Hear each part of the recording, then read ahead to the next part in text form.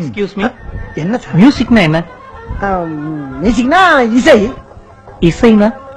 இசைன்னா கொஞ்சம் இசை. இசை எங்க இருந்து வருது தெரியுமா? என்ன சார் இது கூட தெரியாது? ஹார்மோனிய பொட்டுக்குள்ள இருந்து வருது. ஏன்டா தெரிக்கிறீங்க? இசை இயற்கையில இருந்து வருது. எப்படி எப்படி எப்படி எப்படி? சரி, இறைவன் எங்க இருக்கான்?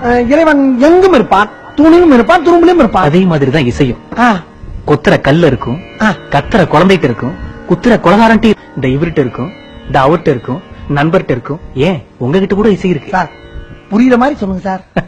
புரியலையா ஆமா தம்பி? என்ன சார் கொட்டுறீங்க? கொட்டும் போது ஒரு சத்தம் வந்துச்சா? ஆமா, அது ஒரு இசை. அரையும் போது ஒரு சத்தம் வந்துச்சுல்ல, இது ஒரு இசை. குத்தும் போது ஒரு சத்தம் வந்துச்சுல்ல, இதுவும் ஒரு இசை.